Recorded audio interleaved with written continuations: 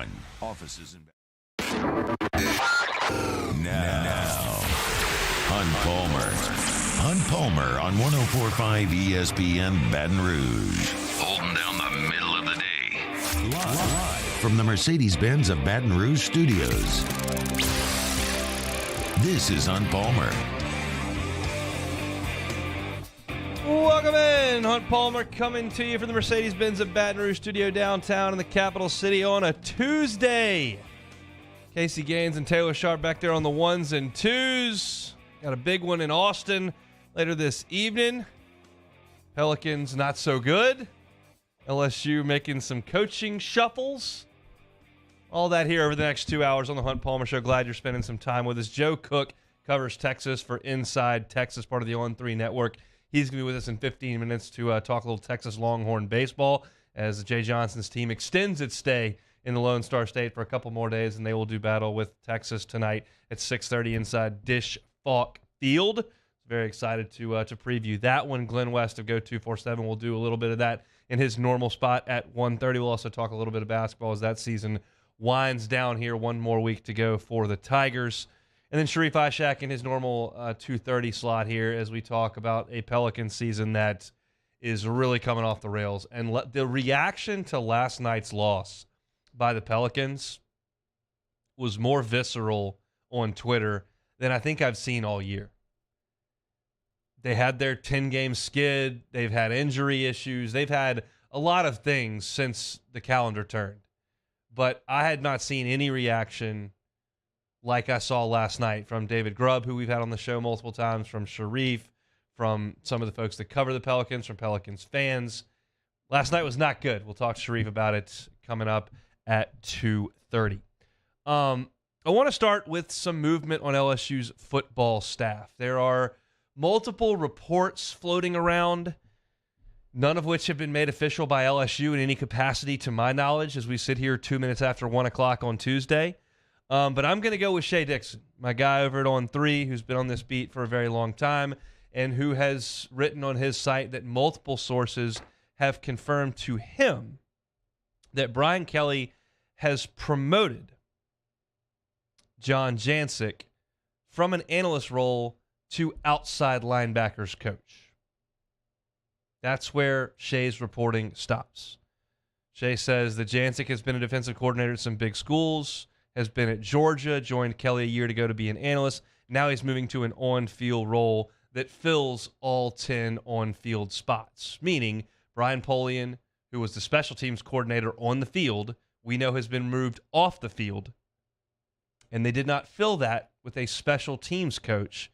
They filled it with John Jancic to work with outside linebackers. John Jancic has done a lot in the game. He's been a defensive coordinator at multiple places, including Grand Valley State. I've tweeted this out. I don't know what was going on at Grand Valley State in the early 90s, but in my head, it was a bunch of football guys, like that movie Accepted, where the kid makes his own college because he can't get in anywhere, and it's just a bunch of kids show up and there's no structure at all, and they just kind of start making their own classes and figuring things out in an old abandoned building. I think it was a mental hospital. That's what I think of when I think of Grand Valley State. Like, I never heard of Grand Valley State until Brian Kelly showed up here, and then everybody that gets hired here had some ties to Grand Valley State at some point, whether it's Denbrock or Jancic or Kelly or Grand Valley State. I never heard of it. I still don't know where it is. No idea where Grand Valley State is. Don't really care. But a lot of people have ties there, and John Jancic is one of them. He was a GA at Grand Valley State while Brian Kelly was there. He became the defensive coordinator in the late 90s at Grand Valley State, was a defensive coordinator at something called Hillsvale in Wayne State, moved on to Central Michigan, where Brian Kelly was. Then he went to Georgia for 5 years, where he became co-defensive coordinator, was a defensive coordinator at Cincinnati, where Brian Kelly was, defensive coordinator at Tennessee, was a consultant at Kentucky, went to Colorado State, back to Georgia, where he was in quality control, and he was an analyst last year. He's been on the defensive side of the ball, dealing with linebackers for the most part for his entire career. So we believe John Jancic has been elevated from an analyst where he was last year to on the field as an outside linebackers coach. Now, the other name that has surfaced today is Bob Diaco, and that's a more familiar name to me. Bob Diaco was a defensive coordinator, inside linebackers coach at Notre Dame. In the Brian Kelly years, he became the head coach at UConn, then went on to Nebraska, Oklahoma, Louisiana Tech, Purdue, and was actually with the New Jersey Generals coaching defensive line. Diaco is going to be an analyst on this staff. Now, Shay's understanding, and I'm trusting my guy here because his sources inside the program are phenomenal. Shay's understanding is that Bob Diaco is going to spend some time in his consultant role with special teams. He worked in special teams from 1999 to 2004 at Western Illinois, Eastern Michigan, and Western Michigan. He has coached special teams in his career. We understand that John Jancik's going to be on the field as an outside linebacker coach. There will not be a special teams coordinator. Bob Diaco and the analysts are going to help in that way. This is the same decision that Ed Orgeron made in his first year, and it did not go well. I would prefer a special teams coach. Now, before you go nuts and say, what kind of clown program doesn't have a special teams coach? Ed Orgeron didn't have a special teams coach. They stunk on special teams. That's the worst decision I've ever heard. Georgia doesn't have a special teams coach. They seem to do okay. So there are a lot of different ways to shape this. You can have a massive staff, but as far as on-field goes, you can have 10. And LSU has prioritized outside linebackers in this case over special teams. I'm not going to stand here and give you some sort of massively sharp opinion on outside linebackers coach's impact on the defense versus special teams coordinator and what their day-to-day looks like and what the pros and cons are. That's out of my depth. I trust Brian Kelly to put a staff together. And they had a special teams coordinator last year, and the special teams stunk. So it's not a quick fix. If he thinks that Bob Diaco, a group of analysts, can work with those guys on the field during practice and get it done on game day, I'll trust him until I see on the field that that's not working, and then I'll speak to that. But this is the way that Brian Kelly has chosen to go. We'll trust it. It's got to get better than it was last year, one way or another. And again, you've heard me say my piece on Polian and the special teams. I think their performance last year was awful. There's a metric that judges special teams. There's 131 teams in the country. In that metric, LSU was 130th. That is indefensible, inexcusable, and unacceptable in every way, shape, or form.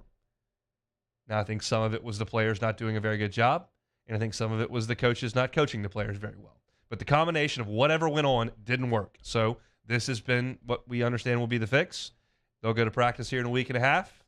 They'll start to move things forward in the spring, and we'll see what happens in the fall. But John Jancik brought on to be an outside linebackers coach. Bob Diaco brought in as an analyst from the New Jersey Generals. He will help with the special teams along with a cast of analysts who will try to get LSU special teams moving on the right track. There's one other piece of football news that's leaked out here in the last 5 or 6 hours, and more specifically in the last hour or so over at On3, where Shay does such an awesome job of tracking the program. Aaron Anderson is going to miss some time in the spring. Aaron Anderson was a big-time recruit from New Orleans who ended up at Alabama as a wide receiver and kick returner. He got hurt over there at Alabama, entered the transfer portal. He's headed to Baton Rouge. You probably already know that. What you may not be aware of is that he has been battling continued injuries, and they've had a procedure to help ensure that his knee is full strength moving forward. This is concerning. Sounds like he is going to miss the spring. The implication is right now, and the understanding that those in Aaron Anderson's camp and in LSU's football program believe that when they play Florida State coming up on Labor Day weekend, Aaron Anderson will be 100% and ready to go. And I certainly hope that's the case. That'd be fantastic. I like him as a kick returner, and I think he fits right in as a playmaker on the offense as well. But when leg injuries and specifically knee injuries linger like this, and you're talking about an undersized player who relies on change of direction and speed and explosiveness, and that can be compromised by knee issues, it's a concern. Quite frankly, it's a huge concern. Because if you take that away, he's a guy without much to give you. So hopefully everything's great with Aaron Anderson and he can move forward, feel healthy, and be a huge contributor for LSU for the next few years. We'll just have to see, but we're not going to see him out there in the spring, which is certainly disappointing. But I think that they've taken the advice of some doctors. They've Aaron Anderson's camp, LSU doctors have looked at it and said, this is the best course of action. This is how we're going to go. And that's how they're going to proceed. They're going to clean that knee up, which they've done, and they're going to hope to move forward with rehab, and that everything is great over the summer, and he's ready to rock when fall camp turns around. And there's a lot of optimism in that way is the way that Shay reports it. So appreciate my guy Shay Dixon over there at On 3 for getting everything reported, and I'll pass it along. But I want to invite you to head over to On 3 and to check out what Shay and Billy and Matthew have built over there. It is a phenomenal resource. They do a great job with information on recruits and basketball and football and coaching news. And I've got some baseball stuff that I toss in over there, and it's all very, very good stuff, and you can trust it when they report it. So appreciate Shay for doing that over at On 3, and appreciate him for getting us that information earlier this morning. Still a ton to get to here over the next 2 hours. Glenn West from Go 247 going to join us in 20 minutes to talk Fighting Tiger basketball and baseball. Looking forward to that conversation as we do each and every week. We got Sharif Ishak coming up at 2:30. Of course, he of WDSU talking all things Pelicans. When we come back, we are going to head to Austin, Texas. Joe Cook covers the Longhorns for Inside Texas. He'll tell us about David Pierce's squad and what we can expect from LSU and Texas tonight from inside Dish Falk Field at 6:30. That's next on the Hunt Palmer Show. This is Hunt Palmer. In times of need, get a full list of phone numbers, websites, and other important emergency information on the Demco Stormwatch page at 1045ESPN.com. There it is, the extra mile, on the border of expected and extraordinary for those willing to go further, like vans customized for work or play, with safety and tech to keep you connected. Supported by a 5-star sales, service, and finance team, and backed by the 1-star you know. So go the extra mile. It's never crowded, because so few have what it takes to go there. Mercedes-Benz Vans. I had to leave my parents. I had to move schools. I don't know anyone here. Everything keeps changing. Why is this happening to me? I'm sure glad you're here. Change a child's story. There's a child in foster care waiting for a volunteer like you.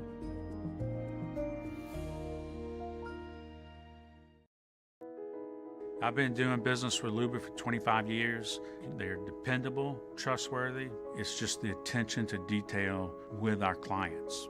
Our folks have years and years of experience. They're highly trained professionals, but many companies have that asset. What I'd like to think makes Luba a bit different is that we use those talents in a way that truly is dedicated to serving the needs of the folks who depend on us. Women who suffer from cardiac arrest outside of a hospital are less likely than men to receive life-saving CPR from bystanders. This is especially true for Black and Latino women.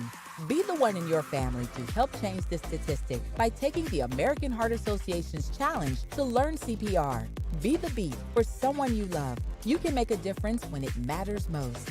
Go to heart.org today to take the CPR challenge and save lives.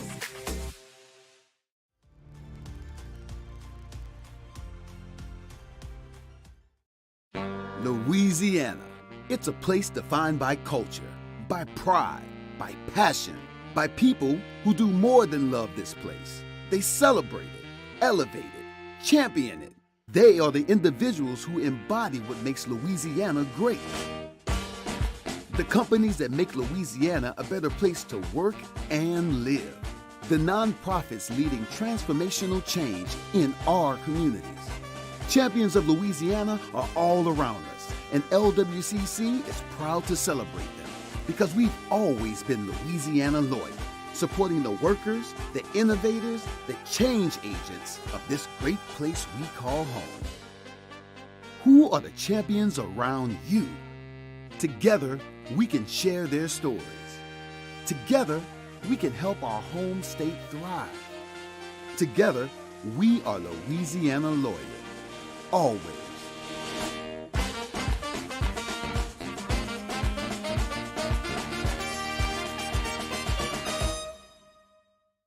Bayou Chrysler Dodge Jeep Ram has $10,000 off new 2022 Ram 1500s. 2022 Ram 1500 trucks on our lot now with $10,000 off MSRP. All new Bayou vehicles come with a 1 million mile warranty. If you need sales or service, the crew at Bayou is going to do right by you.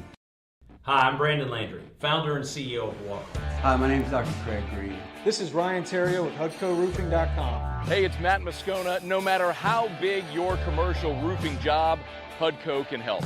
My patients come to me because they trust that I can get the job done at a high level. Ryan Terrio and Richard Tilley have the same level of trust when it comes to roofing. If you have a roofing issue, call HUDCO Roofing. Give us a call, 364-1007, and we'll come to your house and give you a free. Coming up on Wednesdays Off the Bench, we'll recap LSU, Texas. How did the boys fare in a top-ranked midweek battle? Plus, the NFL Combine rolls right along. What have we learned about where the Saints may be looking? And Matt Flynn will join us for some flustering. So come hang out on Off the Bench, 7 to 10 a.m., 104.5 ESPN.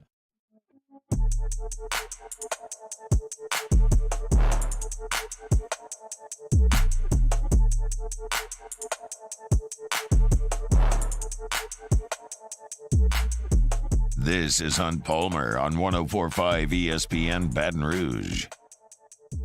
Big one tonight over in Austin, Texas. Big as, late February Tuesday night's games come. LSU and Texas from Dish Falk Field over in Austin. Now bringing on the Jim's Firearms Hotline, Joe Cook from Inside Texas, part of the On3 Network. He covers the Texas Longhorns. Joe, thanks for the time. How are you? Doing great. Thanks for having me on. Absolutely. It is our pleasure. We're going to get to baseball here in a second, but I want some big picture stuff over there from Austin as we kick things off. How are people feeling over there about the move to the SEC now that we've kind of got a date set up? Oh, they're so excited, not just for football, but for all sports. Really looking forward to it. They kind of, Texas fans and even the Texas administration kind of realized that sitting and waiting around and being a part of a kind of pieced together conference for 2 extra seasons wasn't a good call. So everybody's really excited to get over there and start playing some old rivals like Arkansas, Texas A&M, and include LSU in there and be a part of what they perceive as the future of college football in the 12-team playoff era. But with other sports, with basketball, women's basketball, baseball, softball, volleyball, all the different sports are really excited to get over there and start life as a member of the SEC. What has a decade apart done to the rivalry between Texas and Texas A&M? Oh man, how long do you have? We got a few minutes. Well, it's kind of made all of the places where the battle happened just a war of words. There've been a handful of occasions in some of the different sports. I think they've played some like 1 or 2 regular season men's basketball games, a couple of women's basketball games. They do have an annual midweek game in baseball, but the rivalry is really decided on the football field. And so since we haven't had that for the past 10, 11 years, a lot of it has been just talking, arguing, recruiting battles have taken a big step in the importance, but it made it kind of tiresome to follow when it's just arguing with no clear winner in any of these these arguments. So the fact that it'll be returning on the field, most likely, that's going to be awesome, and I can't wait to see it. It'll be kind of a culture shock for both teams, I feel like, because they've been away from each other for so long, but they'll pick up right where they left off. Where is the state of the program under Steve Sarkisian at this point in terms of energy around the program, the fan base, and whatnot? Yeah, right now there's a lot of optimism. They've coming off of a 5-7 first year in 2021, going and moving up to 8-4 in the regular season before losing to Washington in the Alamo Bowl. Texas fans are surprisingly expecting a loss this year. There doesn't really seem to be a clear big-time contender in the Big 12. TCU loses a lot from its playoff team. Oklahoma has a lot to prove after a down year by their standards. Kansas State loses a good amount of its infrastructure. And none of the new teams heading into the conference, whether it be BYU, U of H, Central Florida, or Cincinnati, really seem to be a strong, team that could jump up to really make a difference in the Big 12. So Texas fans have a lot of expectations. The program does too. Steve Sarkisian's brought in back-to-back top 5 classes. A lot of those players, whether sophomores or true freshmen or redshirt freshmen, are going to be expected to contribute. So, and of course, you've got guys like Quinn Ewers and even old Arch Manning there in that quarterback depth chart. So there's a lot of optimism, a lot of high expectations. Texas returns 10 starters on offense, loses 2 big contributors and 2 big pieces of the puzzle in Bijan Robinson and Roschon Johnson. But still, they think that there's a lot there for this upcoming season. And Texas wants to be going out of the Big 12, probably on top if it can, but heading to the SEC with as strong a season as possible. Chatting with Joe Cook, covers Texas for Inside Texas, part of the On3 network. LSU in Texas tonight at 6:30 from Austin. Obviously, a lot of early success in the David Pierce era and Omaha trip last year, but 7 starters gone from that team, including Eisen Menendez, and off to a little bit bumpy start. They went up to Arlington and lost all 3 games. What's the temperature of the Texas baseball program early on here? Yeah, it's a lot of change from last year. The big core from the 2021 and 2022 teams that went to Omaha, won a Big 12 title. They are all in the minor leagues, and that includes Golden Spikes winner Ivan Melendez. So a lot of change. I'll tell you this: probably a good number of the players that Texas or that LSU picked up in the transfer portal, Texas had a keen interest in, and they're in purple and gold instead. So you have to figure that into the equation. They do return a handful of guys. They had their Friday starter, who LSU obviously won't see. They have most of their outfield, and they did add some transfers to the lineup, including at catcher. But it's a lot of, it's definitely going to be a year where there's a lot of growing pains and change, and that's not something Texas is totally used to. I mean, at this point, in the portal era, you'd think that Texas would be able to reload pretty easily via the transfer portal. They got a lot of good players, but I don't know how many exactly great players they may have picked up from the portal. So it's a team still figuring out a lot about itself. Same with the coaching staff. 3 new guys on the bench with David Pierce. Even though that they lost all 3 games, one of those was a stinker. It was the Vanderbilt loss on Sunday where they committed 5 errors. But they were in it with Arkansas and Missouri. Took 2 or 3 from Indiana. Beat A&M Corpus Christi last week. So, it's 3-14, kind of they are what their record says they are, and will definitely be put to the test by the top-ranked Tigers. Statistically speaking, Porter Brown from TCU, 3 home runs already on the season, is the big bat. Is there someone else that needs to emerge? Somebody's got to emerge. Right now they've put USC transfer catcher Garrett Guillemette at the cleanup spot. I don't know if he'll catch, but he'll probably keep his bat in the lineup tonight. Then they put a freshman catcher named Rylan Galvan behind the plate.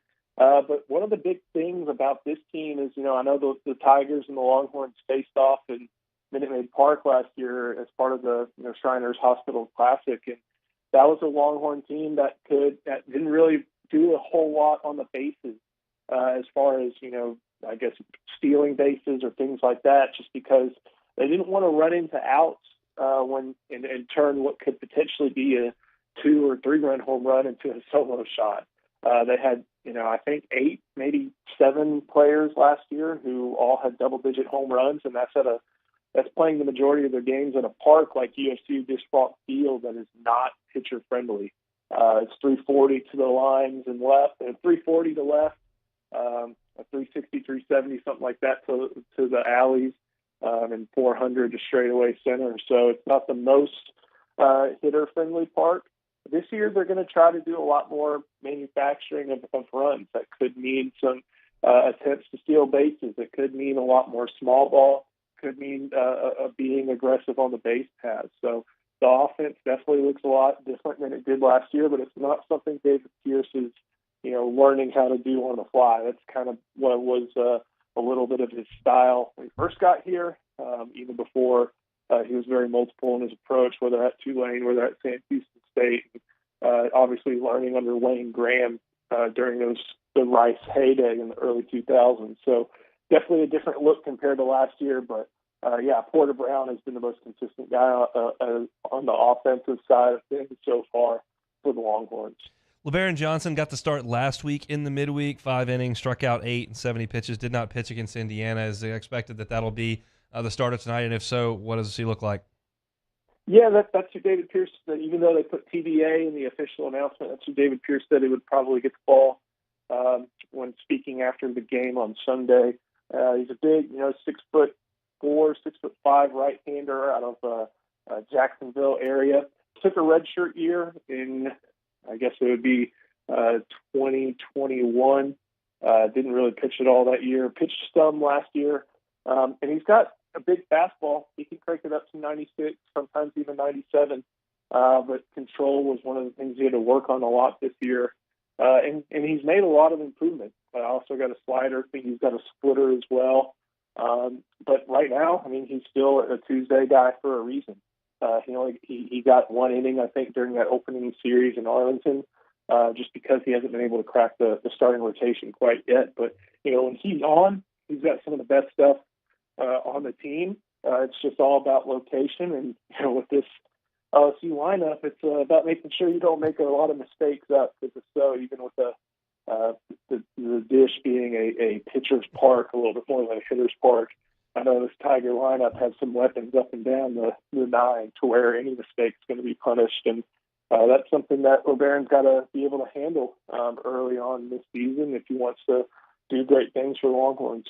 Last thing for you, Joe. LSU was obviously in Round Rock over the weekend. It was pretty chilly all weekend. Give me a weather report from Austin today. I'm heard it's warming up. It has definitely warmed up. Looking at my phone detail stuff right now, it's 75, high 85.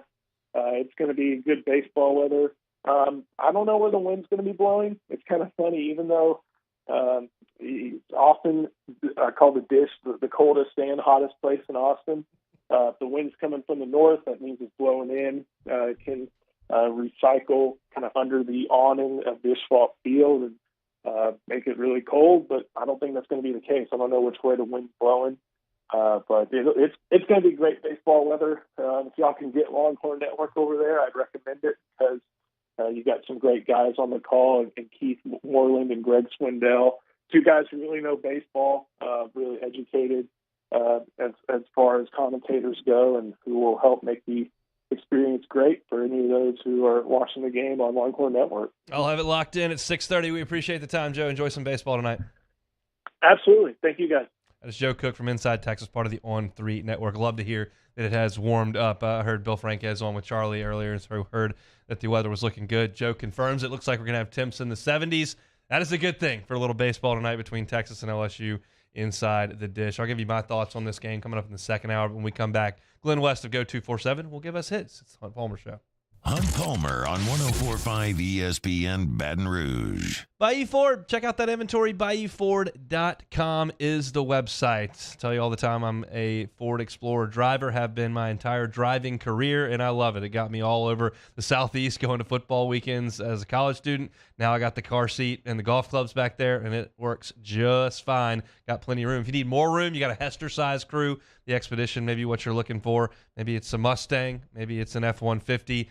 Either way, BayouFord.com is your first stop. Every new purchase over at Bayou Ford, a 1,000,000-mile powertrain warranty. They don't have exactly what you want on the lot. Let them customize the vehicle for you. They can have that turned around in 60 to 90 days and driven right to your front door. BayouFord.com is the website. BayouFord.com is the website. Bayou Ford, what they're going to do right by you. Our listeners fire off their opinions on the jimsfirearms.net hotline at 499-1045. Keep listening for your next chance to shoot us your thoughts with the jimsfirearms.net hotline on 104.5 ESPN Baton Rouge.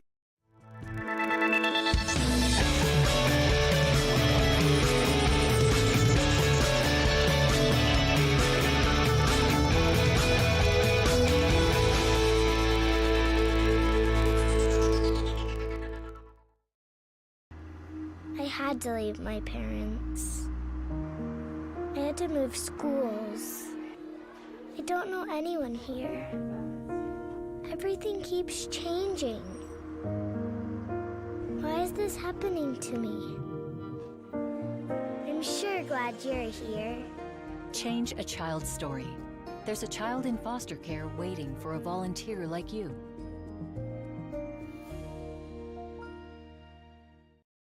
Moon Griffon is back. The voice of Louisiana politics makes his return to Baton Rouge. Catch the Moon Griffon Show weekdays from 9 to 11 a.m. on Talk 107.3.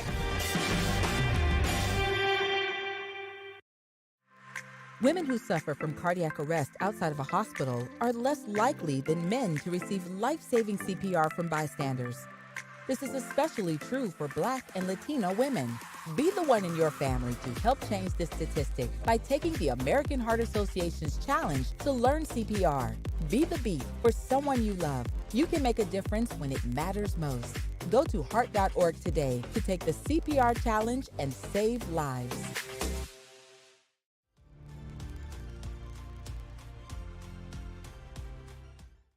Bayou Chrysler Dodge Jeep Ram has $10,000 off new 2022 Ram 1500s. 2022 Ram 1500 trucks on our lot now with $10,000 off MSRP. All new Bayou vehicles come with a 1 million mile warranty. If you need sales or service, the crew at Bayou is going to do right by you.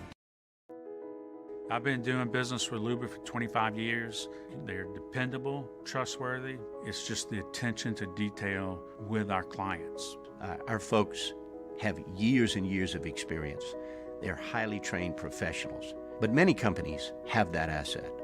What I'd like to think makes Luba a bit different is that we use those talents in a way that truly is dedicated to serving the needs of the folks who depend on us. Hi, I'm Brandon Landry, founder and CEO of Walker. Hi, my name is Dr. Craig Green. This is Ryan Terrio with HUDCORoofing.com. Hey, it's Matt Moscona. No matter how big your commercial roofing job, HUDCO can help. My patients come to me because they trust that I can get the job done at a high level. Ryan Terrio and Richard Tilley have the same level of trust when it comes to roofing. If you have a roofing issue, call HUDCO Roofing. Give us a call, 364-1007, and we'll come to your house and give you a free inspection. Louisiana. It's a place defined by culture. Matt Moscona inviting you to join us for Tuesday's AFR. LSU, Texas from Austin will preview the game. Scouting Combine gets underway in Indy, and we'll recap Pels and Magic. Join us Tuesday, 3 to 6, 104.5 ESPN Baton Rouge.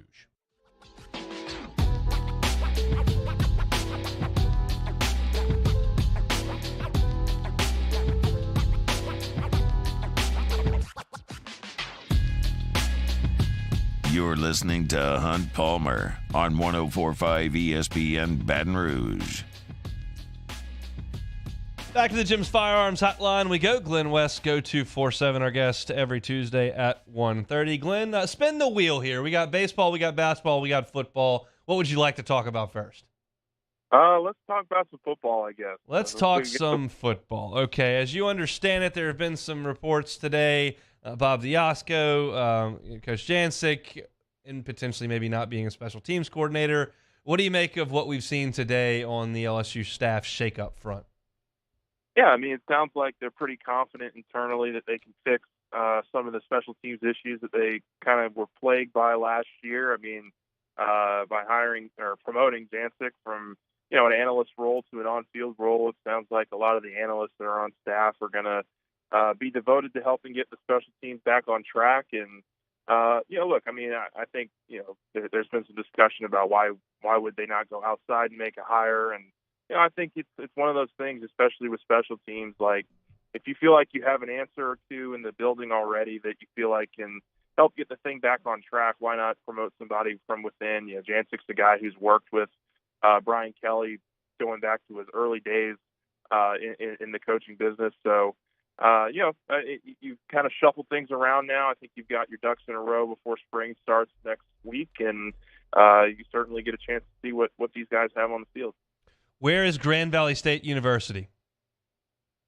I just looked it up, so I would not have known. But it's in Michigan. In Ohio? It's in Michigan. Okay. It's in Allendale, Michigan. All right, close enough.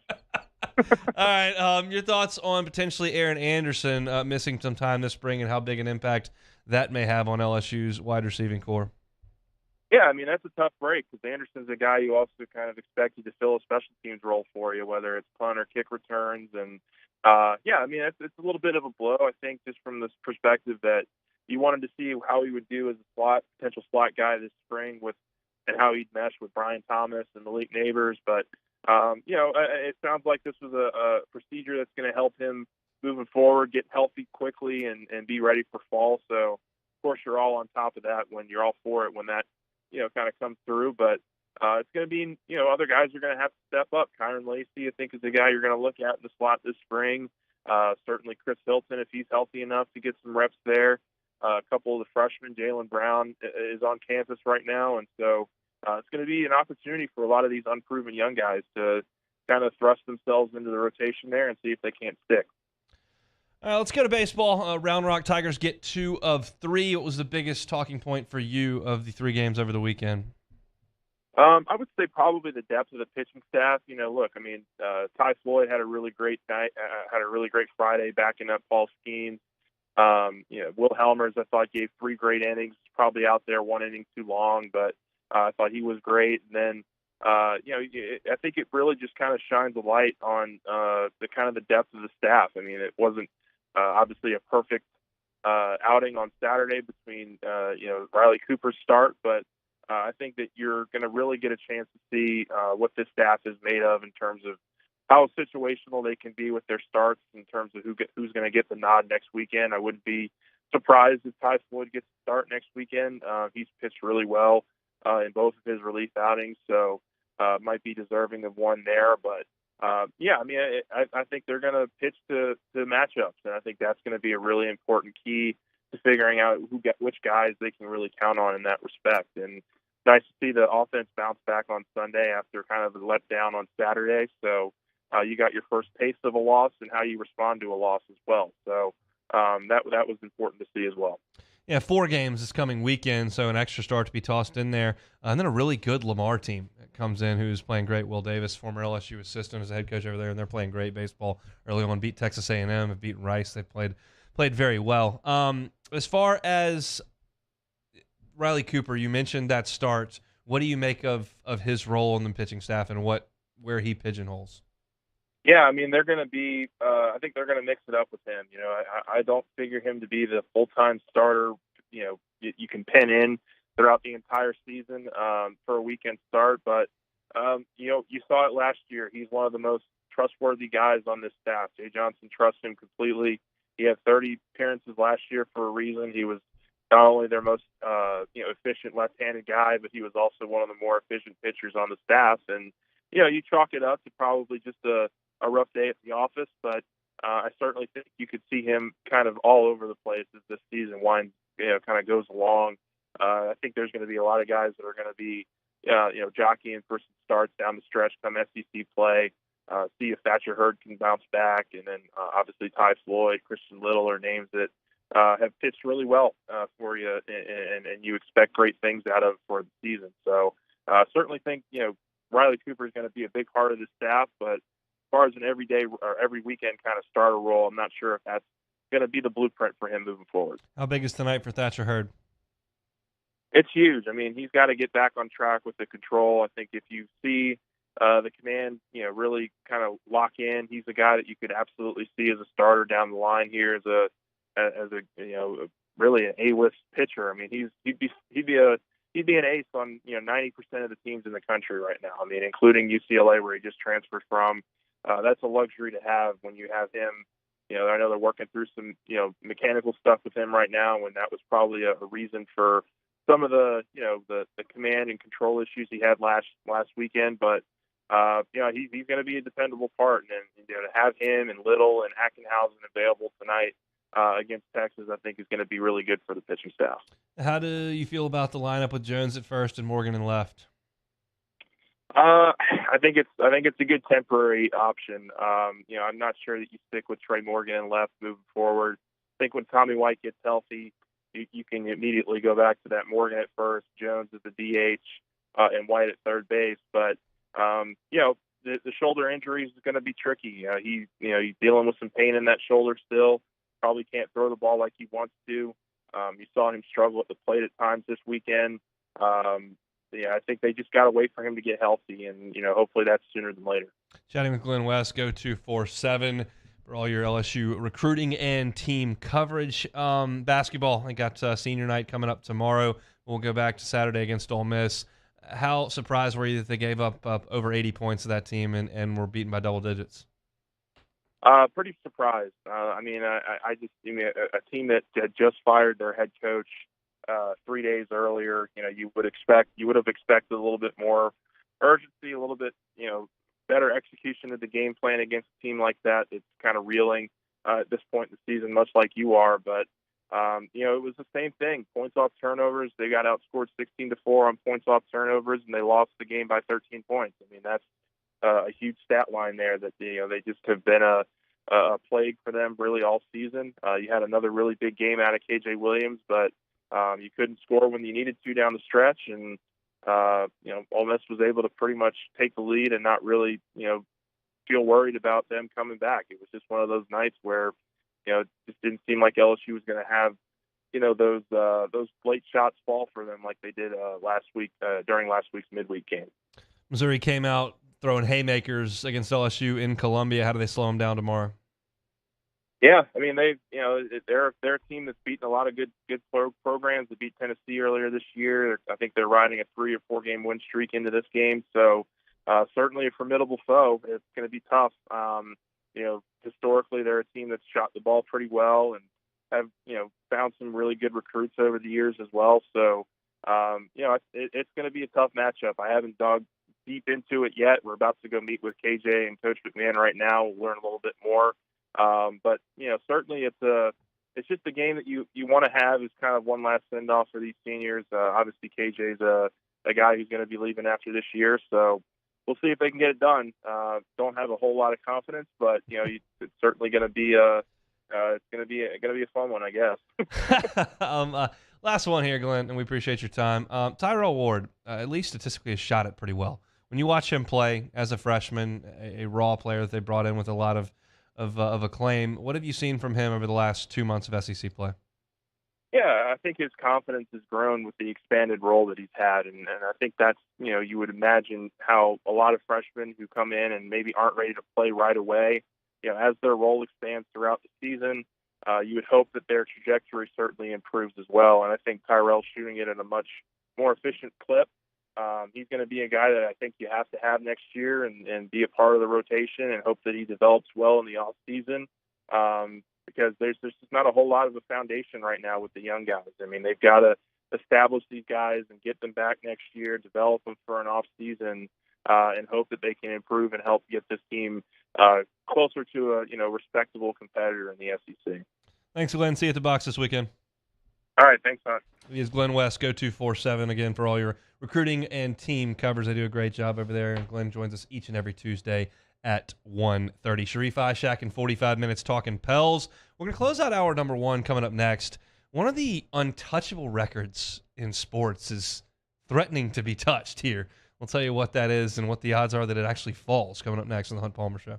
Hunt Palmer on 104.5 ESPN Baton Rouge. One Bath and Closets, onebathandclosets.com is the website. David Duvall and his team in the business for 3 decades, helping you with your bathroom and your closet. We'll start with the closets. Like if you've got clutter, you don't have enough room, you've got too many clothes, you got too many shoes, it's just a nightmare, let David Duvall and his team come in and help you. They will start you with a questionnaire. They'll understand what you've got, what kind of space you've got, and what you need in your closet. And they'll customize a solution for you. It's cubbies, it's drawers, it's shelves, it's mirrors, lights. You can do a lot of different things for you to put you in the closet that you need and deserve. And if you tell them the Hunt Palmer Show sent you to One Bath and Closets, they're not going to charge you to rip out your current closet. They're also not going to charge you for the labor to install the new one. They're just going to charge you for the unit. And we've told you about their bathrooms now for months. How much different would your home look with a brand new tub-to-shower conversion? Take your old tub out, put in a gorgeous walk-in glass shower, changes the functionality of the room, it changes the look of the room. Let them do it at One Bath and Closets. The website is onebathandclosets.com. Again, the website, onebathandclosets.com. In times of need, get a full list of phone numbers, websites, and other important emergency information on the Demco Stormwatch page at 1045ESPN.com.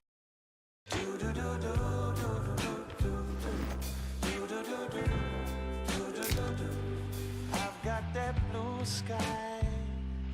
I've got that sunshine. I had to leave my parents.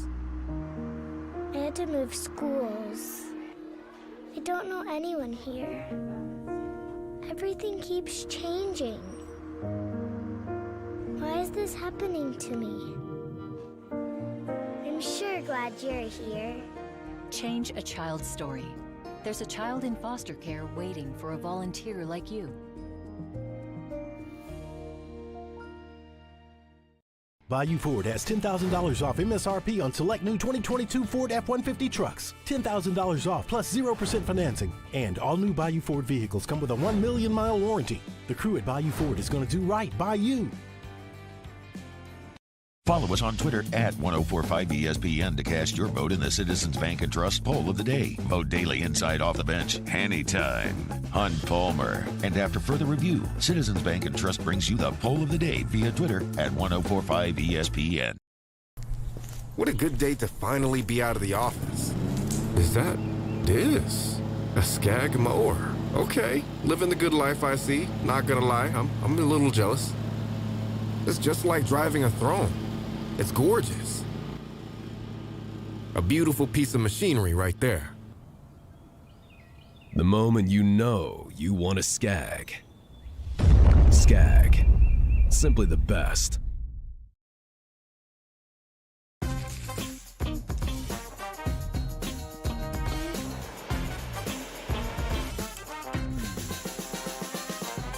The best kept secret in town is out. Discover Tallulah at the Renaissance Hotel on Bluebonnet. Women who suffer from cardiac arrest outside of a hospital are less likely than men to receive life-saving CPR from bystanders. This is especially true for Black and Latino women.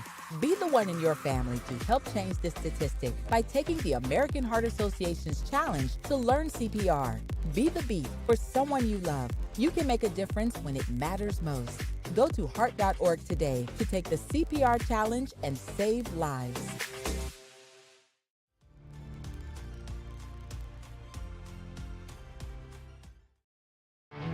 There it is, the extra mile, on the border of expected and extraordinary for those willing to go further, like vans customized for work or play, with safety and tech to keep you connected, supported by a 5-star sales, service, and finance team, and backed by the 1-star you know.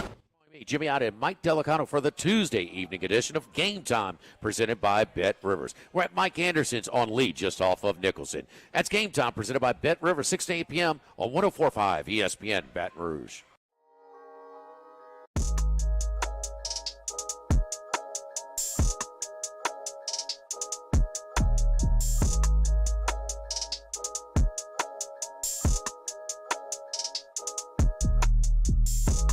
This is Hunt Palmer on 1045 ESPN Baton Rouge. They talk about records that'll never be broken. I think when I think about that, the first record that comes to mind is Cy Young's win record. He won over 500 games, and now it appears that it's a long shot for anyone else to get to 300. They don't allow pitchers to pitch long enough. Guys get hurt. Tommy John, careers are cut short. That record to me seems untouchable. And for a long time, we've thought that Pistol Pete's record would be untouchable. He scored 3,667 points in his LSU career. And no one's really approached it since then. Now, we know that Pete played 3 years and didn't have a three-point line, and that's all very common knowledge here in Baton Rouge. But it's in jeopardy now. If you're not aware, Anthony Davis at Detroit Mercy is 63 points shy of the Pistol. He got an extra year because of COVID and is playing out his eligibility, as is his right, because of a global pandemic. This is his 5th year. He's a 4-time All-Horizon League player, going to be a 5-time All-Horizon League player. And he is putting up a lot of shots. Now, I mentioned he's 63 points shy. He's at 3604, 3,604. Pete was at 3667. So 63 points. And Detroit Mercy starts the Horizon League tournament tonight against the 9 seed. They will play, I just had it. It's the Fort Wayne Mastodons. Forgive me for not being up to speed on my Horizon League basketball tournament. But yeah, Detroit, the Titans, are playing the Fort Wayne Mastodons. Now, if they were to win that game, they would then play the 1 seed in the Horizon tournament. And you wouldn't imagine that a 13-18 Detroit team is going to win 2 straight conference tournament games. But they could. Now, Davis is a scorer. He scored 34 his last time out, 27 the time before that, 31 the time before that, 30 the one before that, 41, 42. You get the point. He scores a ton because he shoots a ton. Now, it helps. You say, why does he shoot so much? Why didn't the coach take him out? Oh, the coach is his dad. His dad's the coach of the team. That helps. Everybody knows that youth team where the coach's kid has the cool sweatbands and gets to shoot whenever he wants. I think this is probably a little more structured than that. And Davis is a really good scorer. But he needs to score 63 points. He probably won't do that tonight. You wouldn't imagine. That'd be a pretty impressive go. But if they win, he would play again. If he plays 4 games, he's going to break it. If he plays 1, he's probably not. If he plays 2, it's going to be real close. Again, 34 his last time out against Wright State, 27 against Northern Kentucky, 31 against Ooey Pooey, I-U-P-U-I. I always go Ooey Pooey on that one. Then 30 at Oakland, 41 at Green Bay, 42 at Milwaukee. These are in order. I'm not skipping around to find his best ones. He's putting up shots. I mean, he shot 33 times against Wright State. So, I mean, technically the record would fall if Davis tops him in points. He would have not, broken any rules, or I guess you could call it a loophole, a COVID year. But Pete's record has stood for this long, and it's taken a global pandemic and shutdown where basketball players get to play for 5 and 6 years for someone to approach. So for those that are protective of Pete's record around here, Detroit and Fort Wayne will play at 6 o'clock tonight on ESPN+. If you want to watch that instead of LSU and Texas in baseball to protect the Pistols' all-time mark, hopefully Anthony Davis and that Mercy team loses, you can do so. But he needs 63 points to get it. So the Citizens Bank and Trust poll question of the day: will Anthony Davis break Pistol Pete's all-time points record? Yes or no? I understand that all of you would say that it would be asterisk if he did it, but do you think he's going to get it done? Got to average 33 in 2 games. That can certainly be done, especially the amount that he's shooting and scoring. Now, the pressure starts to mount. Talk about McGuire and Sosa and Bonds and some of those guys as they're trying to get that big hit. Albert Pujols last year was trying to hit, what was it, 700? He hit a lot. But pressure starts to mount as you get there. We just saw LeBron trying to get to the points record. Now, it's a little points in basketball a little easier than cranking a home run in baseball, but it's going to be interesting. We'll be watching it. I'm kind of pulling for him not to get there, quite frankly. I like that record standing right where it is. I like the little hypothetical of if every college team had their all-time starting 5, how would it look? And LSU's like right in the discussion. You throw Maravich, Jackson in there, backcourt. You throw Shaq and Pettit in there in the front court. You got Ben Simmons or Rudy Mack, whenever you want to throw in at the 3. Glenn Davis, whatever. But it's not going to diminish Pete's legacy at all, but it would be a little bit of a stain on the whole deal if you if you had Davis cracking. So we'll see. 63 points shy is Anthony Davis from Detroit. 6 o'clock, the Mastodons and the Titans, if you want to check that one out. That's it for hour number 1 here on a Tuesday edition of the Hunt Palmer Show. If you missed any of it, you can catch us on demand, 1045ESPN.com's on-demand tab, Apple Podcasts, Spotify, Google, or on YouTube. We opened talking a little football. John Jancic being promoted to outside linebackers coach, Bob Diaco being brought on as an analyst, plus Aaron Anderson, a wide receiver, going to miss the time this spring with a knee injury. Joe Cook from Inside Texas, part of the On3 Network, previewed the Texas Longhorns. Just had Glenn West of Go 247 on talking about the Tigers. So go ahead and check that out on demand if you missed any of it. If you're looking for something to do this evening, watching LSU in Texas, they'll have it on at Pluckers, and we'll be there for sports trivia. Very much looking forward to that. 8:30 at the Nicholson location, so come on by, play some sports trivia, watch Tigers and Longhorns, have a good time with us on a Tuesday night. Second hour coming, SEC Hoops. Give you my preview of LSU in Texas and Sharif Ishak talking Pels. Come back after Sports Center. It's the Hunt Palmer Show. Hey, it's Matt Musso. Join me Monday through Friday for your daily update on LSU baseball with Musso at the Box, presented by New Orleans Flooring, wherever you get your podcast, Apple, Spotify, Google, and check out New Orleans Flooring. 2 locations, Metairie and Prairieville, or NOLAFlooring.com. Bayou Ford has $10,000 off MSRP on select new 2022 Ford F-150 trucks. $10,000 off plus 0% financing. And all new Bayou Ford vehicles come with a 1 million mile warranty. The crew at Bayou Ford is going to do right by you. I had to leave my parents. I had to move schools. I don't know anyone here. Everything keeps changing. Why is this happening to me? I'm sure glad you're here. Change a child's story. There's a child in foster care waiting for a volunteer like you.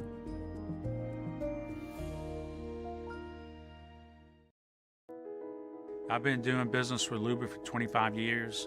They're dependable, trustworthy. It's just the attention to detail with our clients.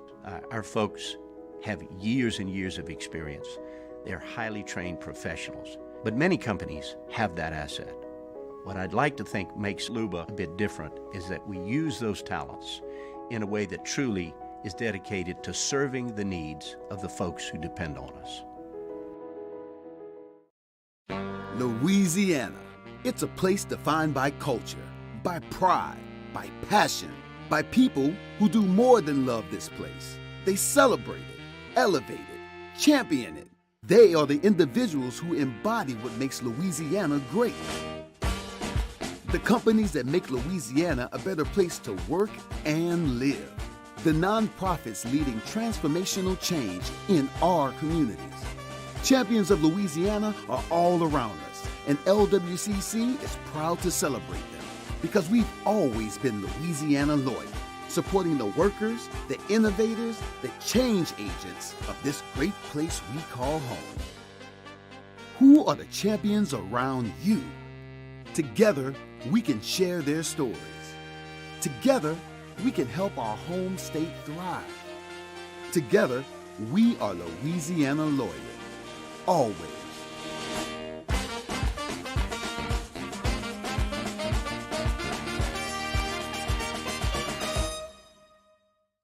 Hi, I'm Brandon Landry, founder and CEO of Walker. Hi, my name is Dr. Craig Green. This is Ryan Terrio with HUDCORoofing.com. Hey, it's Matt Moscona. No matter how big your commercial roofing job, HUDCO can help. My patients come to me because they trust that I can get the job done at a high level. Ryan Terrio and Richard Tilley have the same level of trust when it comes to roofing. If you have a roofing issue, call HUDCO Roofing. Give us a call, 364-1007, and we'll come to your house and give you a free inspection.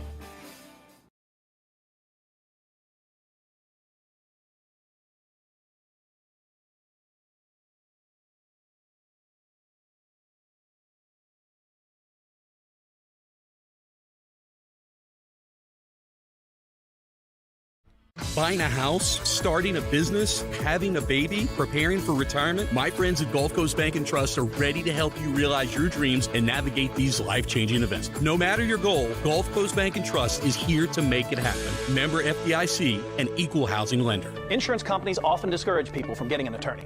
If I can't get you more, even after our fee, then you owe us nothing, not even our costs. I'm Spencer Callahan. I'd like to help. Spencer Callahan is the one to see. Call 387-2323. LA 21-12670. Offices in Baton Rouge. WNXX, Jackson, KNXX, Donaldsonville, and WDGL HD2 Baton Rouge. This hour brought to you by Spencer Callahan Injury Lawyers. LA 21-12681.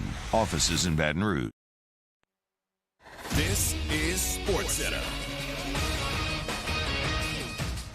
I'm Christine Lisi. Speaking today at the NFL Combine, Green Bay GM Brian Gutekunst says he hasn't talked much with quarterback Aaron Rodgers since their end-of-season meetings, but still hopes for a decision before free agency starts March 15th. Called Rodgers a great player, but until the sides have those conversations, a lot of options are on the table. Also said they want what's best for the Packers, what's best for Rodgers. As far as Jordan Love, Gutekunst said he thinks he's absolutely ready to be a starter. Green Bay simply needs to make a decision, advises ESPN's Bart Scott. Do what's best for you.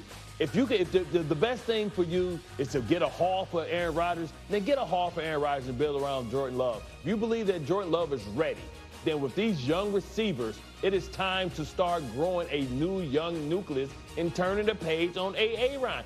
NBA, the Lakers expect to reassess LeBron James' injured right foot in 2 weeks to see how much progress he's made, but the timeline on his return is expected to extend beyond that, reports ESPN's Adrian Wojnarowski. Suns announced Kevin Durant will return from an MCL sprain and make his debut with the team at Charlotte tomorrow night. We all know the game isn't over till it's over. So next time your car breaks down, don't call it quits. Head to eBay Motors. They have 122 million parts to take your car into overtime. Get the right parts at the right prices. ebaymotors.com. Let's ride.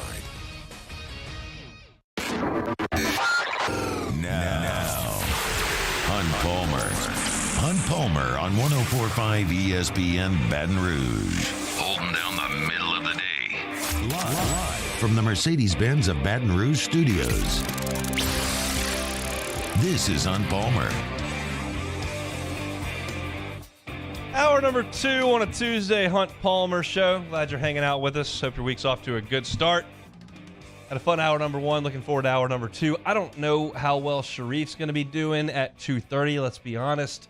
Things are not great in Pell's world. Things are not super awesome in Saints world. It's a tough go right now in New Orleans. But Sharif is going to come on and give us his best effort here at 2:30.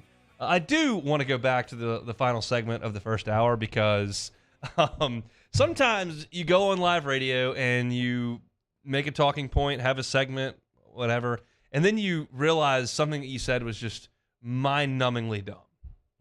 And you just are like, all right, let's go back and revisit that and correct ourselves.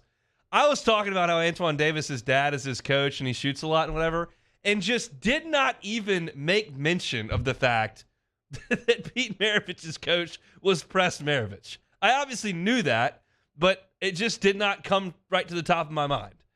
There are plenty of things that happened in the 60s that I don't know anything about. I did know who Pete Maravich's coach was at LSU, and did not mention that when you're making a little bit of a joke about how this guy's coach is his dad, probably leaving out a little bit of color there. So that is my bad, but you all get the point. It's an interesting thing that's going on here in the next couple days, and we'll see what Antoine Davis can do. Sticking with basketball here at the top of this hour, I noticed something that happened yesterday and wanted to go back and look at some numbers, and it made me think a little bit. Your SEC Freshman of the Week in basketball this past week, Nick Smith Jr. Really nice week for Nick Smith. He averaged 25 points per game. He grabbed 3.5 rebounds per game. Played a game at Alabama, scored 26 points. That's a nice week for Nick Smith. SEC Freshman of the Week, it looks deserving on paper. I think that makes a lot of sense. Unless you look at Brandon Miller's stats for the week. Brandon Miller scored 41 at South Carolina, including a bucket at the end of regulation to send it to overtime and the game-winning basket, and then came back and scored 24 points against Arkansas. He averaged 32.5 points per game last week, which is 7 points more than Nick Smith. He also grabbed 7 rebounds a game, which is double what Nick Smith did. And his team went 2-0, and Nick Smith's went 1-1. Nick Smith's stats are good. He had a nice week. Was it better than Brandon Miller's? No. Do I think someone in Birmingham said, I think let's go with Nick Smith on this one this week? I think we can ship that award up to Fayetteville. That sounds good. See the stats here, 25 points per game, 3.5 rebounds, had a big one against top 5 team in the country. He, coming off injury. Let's go with Nick Smith. That's good. Let's avoid the grease fire. I think Brandon Miller had that held against him, the entire situation that's going on over in Tuscaloosa. I would actually say that he could be named Conference Player of the Week, averaging 32 points and 7 rebounds per game in a 2-0 week. They gave that to Oscar Tshiebwe. Smith outscored him by 9 points per game, had 7 rebounds to Tshiebwe's 10.5. Now, Tshiebwe, his statistics were ridiculous. I think he was like 25 of 28 from the field last week, and 10.5 rebounds is phenomenal. And that one is a little bit easier to explain away. But it's tough to look at Nick Smith's week and then look at Brandon Miller's week and decide that you're going to go with Nick Smith, unless you've determined you're probably not going to send any bouquets, roses, or awards to Tuscaloosa for a couple of weeks. That's what it sounds like. Speaking of SEC basketball, we've been picking some games against the number over the last couple of weeks, doing pretty well. Things kind of fell apart last Wednesday, but that happens from time to time. We'll start with the 6 o'clock game tonight. Florida's at Georgia. Florida's a 2-point favorite in that game. Georgia's lost 9 of their last 12. Georgia has lost their last 3 games by 22, 32, and 49. They've lost their last 3 games by 103 points. I know Florida does not have Colin Castleton. I know they're on the road. Georgia is getting obliterated by massive margins. I've only got to give up 2 here. I'll do it. I'm not calling it a lock, but I feel pretty good about that one. Got Stephen Miller jumping in the Bayou Ford chat here saying, just in time to fade hunt. Stephen, if you've been doing it for 3 weeks, I apologize for your car being repossessed. It happens. Let's see what we can do the rest of this slate. 8 o'clock, Arkansas and Tennessee. Up in Knoxville, the Vols are 6.5-point favorites. This is a huge spot for Arkansas. Tennessee's in. They just got to find a way to play better. Whether they're a 7 seed or a 3 seed, that's a big deal, but it's a bigger deal for Arkansas to make sure you stamp your claim and are safely in. And I feel good about them right now. They'd have to collapse, but winning at Tennessee, that's a really good start. Now, the Vols have had lost 5 of 7 before they crushed South Carolina on Saturday. Nick Smith, I mentioned, 26 against Georgia, 24 at Bama. He played 40 minutes in that game. He's healthy and ready to go. And what's important with Nick Smith on this team is his ability to shoot the basketball. He is 7 of 11 from 3 in their last 2 games. He's shooting it great. So I like the way that Arkansas is playing. That spark to their offense has allowed them to score 97 2 games ago and 83 on Bama, which is impressive against that defense length and athleticism on the road. I don't know that Arkansas will win the game, but I love them to be in the game late. I like Arkansas and the 6.5 points in Knoxville this evening. Texas A&M is at Ole Miss. 5 is the number on this game. That seems quite low. A&M has not scored 70 points in any of their last 4 games. The last time they scored 70 was on LSU. So their offense hasn't been great, but their defense is very good, and their playmaking late in games is generally very good. Now, Mississippi State beat them, no doubt. But the key to this game here, as you look at it from a gambling perspective, is not A&M's offense, their playmaking ability, the game being in Oxford, what A&M's playing for, Ole Miss was an interim coach. The key to this game when handicapping it, as I do so well, is that Ole Miss stinks. And A&M's going to cover the 5 points. That's the key to the game. Yes, I'm aware of what happened on Saturday night in Oxford. I don't have any further comment on that matter. That's insignificant in my opinion. What is significant is that Ole Miss is bad, A&M not bad. A&M will cover the 5 points.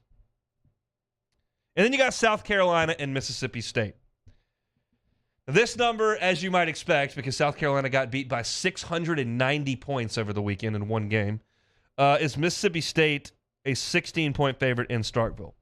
State has got to keep things rolling to make the tournament. I gave you kind of their resume yesterday and how unimpressive that it might be, but that's what gets you on the bubble these days. You don't have to be an elite team. You just have to win a game here or there, hold serve at home, not lose any atrocious games, and you're right there in the mix late in February, and State is that.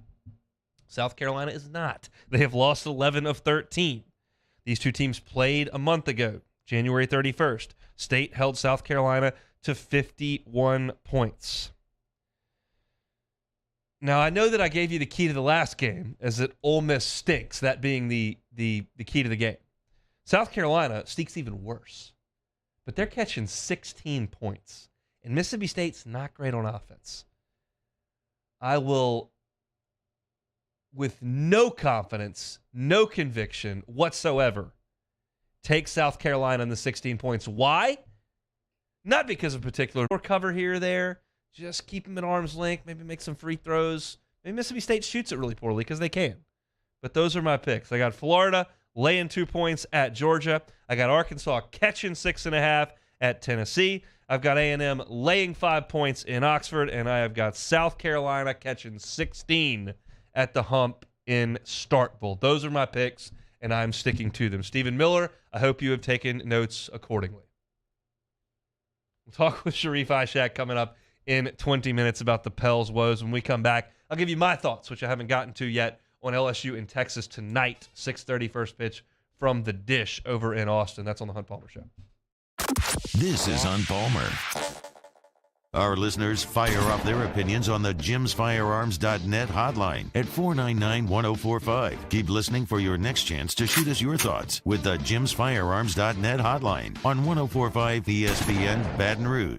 Bayou Chrysler Dodge Jeep Ram has $10,000 off new 2022 Ram 1500s. 2022 Ram 1500 trucks on our lot now with $10,000 off MSRP. All new Bayou vehicles come with a 1 million mile warranty. If you need sales or service, the crew at Bayou is going to do right by you. Women who suffer from cardiac arrest outside of a hospital are less likely than men to receive life-saving CPR from bystanders. This is especially true for Black and Latino women. Be the one in your family to help change this statistic by taking the American Heart Association's challenge to learn CPR. Be the beat for someone you love. You can make a difference when it matters most. Go to heart.org today to take the CPR challenge and save lives.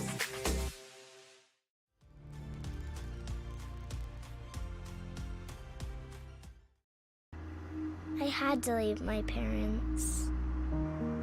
I had to move schools. I don't know anyone here. Everything keeps changing. Why is this happening to me? I'm sure glad you're here. Change a child's story. There's a child in foster care waiting for a volunteer like you.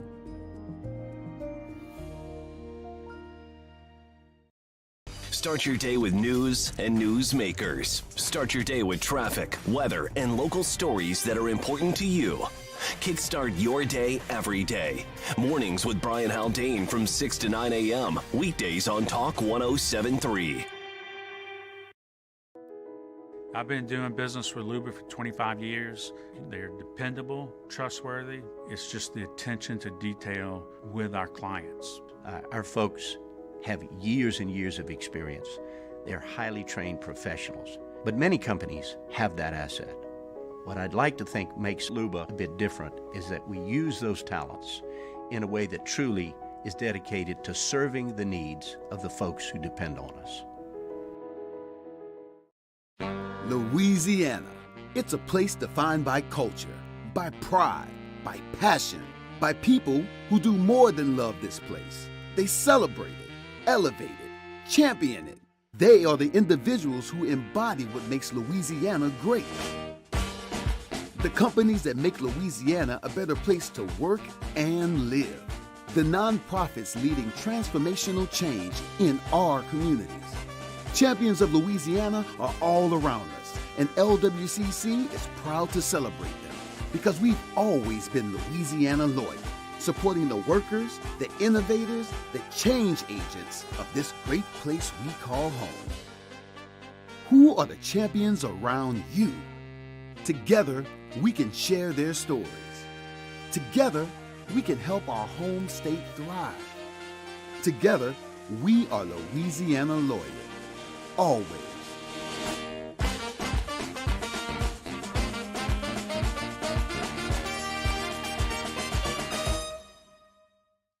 Hi, I'm Brandon Landry, founder and CEO of Walker. Hi, my name is Dr. Craig Green. This is Ryan Terrio with HUDCORoofing.com. Hey, it's Matt Moscona. No matter how big your commercial roofing job, HUDCO can help. My patients come to me because they trust that I can get the job done at a high level. Ryan Terrio and Richard Tilley have the same level of trust when it comes to roofing. If you have a roofing issue, call HUDCO Roofing. Give us a call, 364-1007, and we'll come to your house and give you a free inspection. Bayou Ford has $10,000 off MSRP on select new 2022 Ford F-150 trucks. $10,000 off plus 0% financing. And all new Bayou Ford vehicles come with a 1 million-mile warranty. The crew at Coming up on Wednesdays Off the Bench, we'll recap LSU, Texas. How did the boys fare in a top-ranked midweek battle? Plus, the NFL Combine rolls right along. What have we learned about where the Saints may be looking? And Matt Flynn will join us for some flustering. So come hang out on Off the Bench, 7 to 10 a.m., 104.5 ESPN.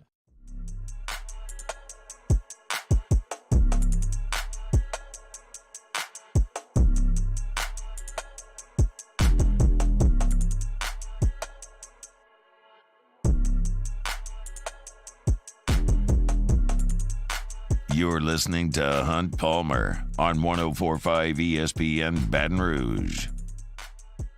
Sharif Ishak in 15 minutes talking Pels and Saints. Right now, I want to talk LSU and Texas. Tigers and Longhorns tonight. Fun midweek matchup over at Dish Falk Field in Austin. 6:30 first pitch. I looked around because I got a couple text messages. I'm going to be at my house for first pitch and Pluckers mid-game. So I'm covered on Longhorn Network, so I didn't have to look for me personally to see because I get it both places. If you don't get Longhorn Network, I don't see where it says ESPN Plus anywhere, but it might be worth a look. Bayou Ford Chat, y'all are a lot more savvy than I am on how to find things on the internet to watch and stream and how you do that. If y'all know for sure, let me know, and I'll probably relay it if I feel that it's credible. If I feel like you're trying to mess with me and make me look dumber than I already am, I may reserve my thoughts, but I think I don't see that it's on ESPN Plus. I know that Longhorn Network is part of the ESPN family. Maybe it shoehorns in there, but I'm not 100% sure how all that stuff works. So, I can tell you about Texas though. Did some research on them. Of course, they've gone to Omaha the last couple of years. They were really good last year. Ivan Melendez, the Hispanic Titanic, just hitting bombs everywhere. He is gone, as are 6 other everyday starters from that team. So 7 everyday starters from last year gone. That's a team that had 7 guys who hit 10 or more home runs. Only Dylan Campbell returns from that group from last year, and he's really gotten off to a rough start this year. Texas's team as a whole has gotten off to a little bit of a rough start. Opening weekend at Globe Life in Arlington, they lost a 3-2 decision to Arkansas. Lost a 6-5 decision to Missouri, and then got smoked by Vanderbilt 12-2 in a game where the Longhorns made 5 errors. So not great offense in those games. 2 runs against Arkansas, 5 against Missouri, 2 against Vanderbilt. They did come back and beat Texas A&M Corpus Christi in the midweek last week, 12-2. They played Indiana over the weekend, took 2 of 3, but it wasn't exactly an offensive outburst in those games either. They beat them 4-2 on Friday, 5-2 on Saturday, and then lost 4-2 on Sunday. So only 9 runs in the 3 games for Texas after scoring only 9 runs in opening weekend as well. So it's not as offensive as they were last year to this point. Porter Brown has been their most effective offensive player. He's a transfer from TCU. He's already got 3 home runs and driven in 8. He's 8 for 25 on the year. That would be a .320 batting average, but as you know, I don't love batting averages after 2 weeks of the season because they kind of look crazy. But Porter Brown has been their main guy this year. Only 2 home runs for the entire Texas team outside of Porter Brown this year. So it just has not been a very good go offensively. On the mound tonight, you're going to see LeBaron Johnson. He started the game last midweek against A&M Corpus Christi. 5 innings, 3 hits, 1 run. It was earned, 8 strikeouts and 3 walks. He threw 70 pitches. The profile on LeBaron Johnson is he is big, he is physical, he throws hard, and that's his strength. His concerns have been command at times. And this is not the fastball that we saw from Brody Brecht on Saturday. This is one that's more around 94, 95, which I think is good for this LSU team to see. But it should not be one that just ties them up. I think LSU should be okay against LeBaron Johnson in this game. I was interested in the first segment. In the first hour, we heard from Joe Cook, who covers Texas, says that this is a Texas team that may need to get a little creative offensively, put some bunts down, steal a little bit, because they just don't have the power that some other Texas teams have had. And that, to me, would be maybe Alex Milazzo starts tonight. That's possible. Brady's been catching every game, caught 3 games over the weekend. Do you want to give him maybe a night to rest and put Milazzo out there to play some defense, to catch and throw?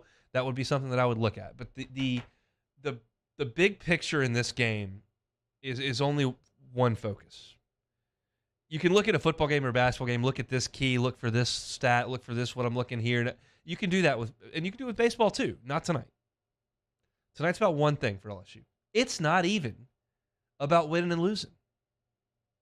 If you gave me tonight the opportunity to see Thatcher Hurd go out there and throw 6 shutout innings with 11 strikeouts and no walks, and LSU loses 3-1, or Thatcher Hurd gets lit up in 2 innings and LSU wins 11-9, I will 100 out of 100 take Thatcher Hurd dominates and LSU loses late because of the bullpen over he gets lit up. Because LSU, these are Jay Johnson's words, and I will echo them.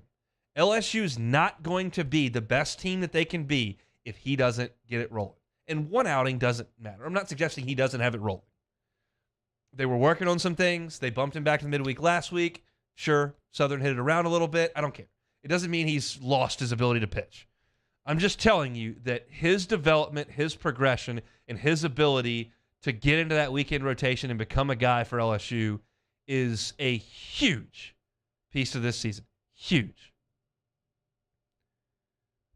So you're telling me that I get the opportunity in February, it's either Thatcher Hurd plays great or LSU wins? I'm taking Thatcher Hurd. Some people who are driving around probably think I'm nuts. But that's for sure the way I feel about it. He has to be great, and he can be. That's the missing piece right now to this team. It's the only real concern I had was, okay, are we sure this starting rotation is going to be great? Because you have to have a great starting rotation to win this thing. And right now, with Skeens being dominant, with Cooper maybe being a stopgap, maybe being a starter, but we're not really sure, and then with Shores going 2 innings over the weekend, you haven't quelled my fears about that. Defense has played great. Some of the bullpen arms have been phenomenal. I love some of the offensive development that we've seen. Dugas has been great. Jones is showing power. Neal's getting some hits. I like where everything's shaping up. I need the starting rotation to find its spot. And tonight for Thatcher Hurd, this is just huge. Now LSU's pitching lines up great after Thatcher Hurd. Christian Little is ready to go. He can go 2 or 3 innings tonight. Nate Ackenhausen's ready to go from the left side. Didn't use him all weekend. Ty Floyd is ready to go. He gave you 3 really good innings on Friday. He's rested. He can go out there and slam the door if you need it. You got plenty of guys ready to go in the back end after Thatcher Hurd. But he is unquestionably the story tonight. Doesn't sound like Tommy White's ready to go. If you heard Bill Franquez, LSU Baseball SID, was on with Charlie earlier, said he took some ground balls, slightly tossed with the trainer. He's not ready to play. So my thought will be that Napolt will continue to play at third base, especially with the right-hander on the mound. I think you'll see Trey Morgan back out there in left field. Jay Johnson was on with Matt yesterday and said he's 100% ready to go. I think you'll see him in left. And I think you'll see Jared Jones back in there at first base, especially again against a right-handed pitcher. So your lineup, I wouldn't imagine, will be significantly different. The only thing that I might see is you may see Alex Milazzo out there if you feel like Texas is a real threat to get on base and run a lot, and you want somebody out there that's a little bit better catch and throw. But with a right-hander on the mound, the way that Brady Neal's been playing, and he started every game, maybe he's your guy. We'll see. But very, very excited for the game tonight against Texas. Over at Dish Fall Field, 6:30 first pitch. You want to listen to it, you can, of course, catch it on our sister station, Eagle 98.1. Pregame will start up at 6 o'clock. I think Jeff Palermo is still out there with the team, as well as Bill Franquez. Maybe the voice is headed over there, and he's going to get back to Baton Rouge for basketball tomorrow. I don't know what the plan is, but they'll definitely have the game on this evening on Eagle 98.1. You can watch it on the Longhorn Network, and as I'm told, Longhorn Network, part of ESPN Plus, so you can catch that on your streaming services as well. I don't think they're trying to pull my leg too hard there, so I'll give them the benefit of the doubt and say that's the way you can watch it. And if you're looking for something to do this evening, Pluckers Sports Trivia, great thing to do. Go up to Pluckers. They've got the game on Longhorn Network. They'll have it on at 6:30. Watch baseball. We'll crank up sports trivia about 8:30 when it should be in the late innings. We'll have some fun watching baseball, playing some sports trivia. We'll give away some gift cards. We'll give away, not give away, but you've got some cold drinks to your disposal, as well as some great food. Game will wrap up. We'll continue with sports trivia. Out of there by 10. You can win Pluckers gift cards. Always a great time. So 8:30 at the Pluckers on Nicholson is where we'll be tonight. Very much looking forward to that. This February, 104.5 ESPN and Citizens Bank and Trust are here to offer you a holiday rebate to the tune of a $2,000 cash prize. We'll also be selecting a local prize winner to receive $1,000 in cash. You can sign up now, the last day, because it's February, last day, 1045ESPN.com. All right. Saints still looking for a quarterback. The Pelicans still looking for a win. Pelicans still looking for a direction or a positive injury report. Things are a little dicey in Nolan. Sharif Ishak covers it all for WDSU. He joins us next on the Hunt Palmer Show. Hunt Palmer on 104.5 ESPN Baton Rouge. LWCC is Louisiana Loyal, elevating and celebrating champions of Louisiana. All February long, it has been our pleasure to tell you about Simone Malaz. Simone has dedicated her career to protecting Louisiana's coast and helping the state take a leading role on the world stage in environmental restoration. She's a leading expert on coastal restoration efforts and was appointed to the governor of state's coastal advisory team working on the coastal master plan. She's the executive director of Restore or Retreat, and she is truly a champion of Louisiana.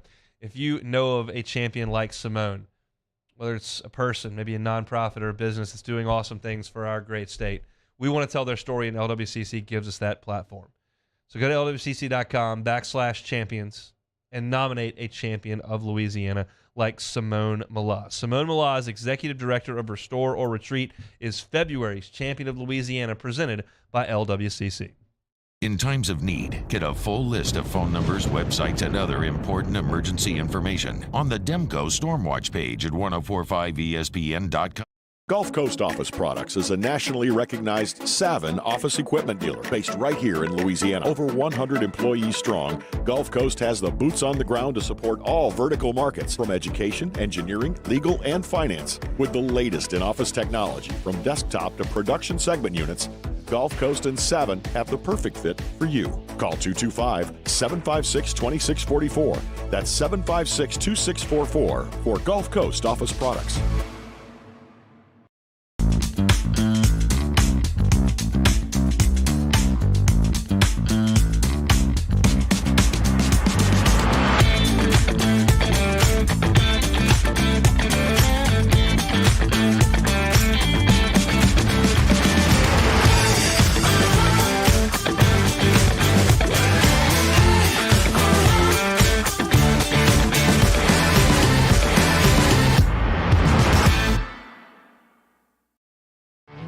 There it is, the extra mile, on the border of expected and extraordinary, for those willing to go further, like vans customized for work or play, with safety and tech to keep you connected, supported by a 5-star sales, service, and finance team, and backed by the 1-star you know. So go the extra mile. It's never crowded, because so few have what it takes to go there. Mercedes-Benz Vans.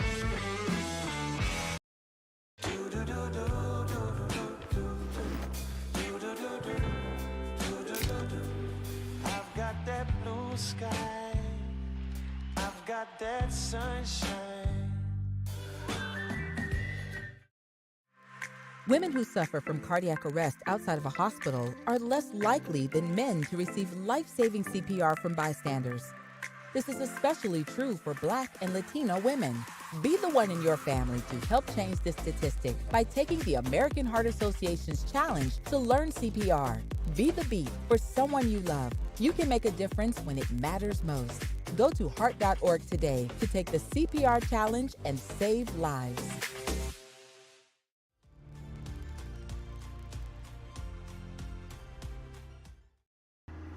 I had to leave my parents. I had to move schools. I don't know anyone here. Everything keeps changing. Why is this happening to me? I'm sure glad you're here. Change a child's story. There's a child in foster care waiting for a volunteer like you.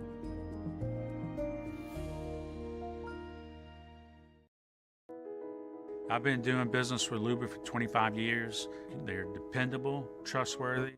Matt Moscona inviting you to join us for Tuesday's AFR. LSU, Texas from Austin will preview the game. Scouting Combine gets underway in Indy, and we'll recap Pels and Magic. Join us Tuesday, 3 to 6, 104.5 ESPN Baton Rouge.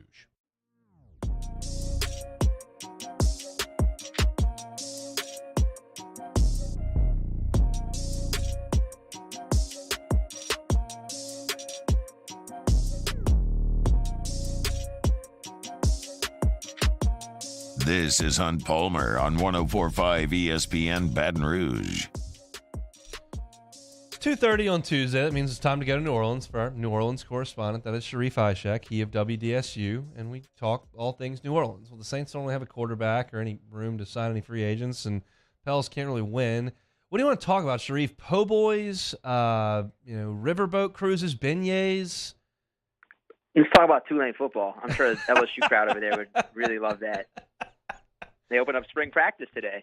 I have not seen a reaction to a Pelicans loss on Twitter from those who cover and support the team like I saw last night. Why?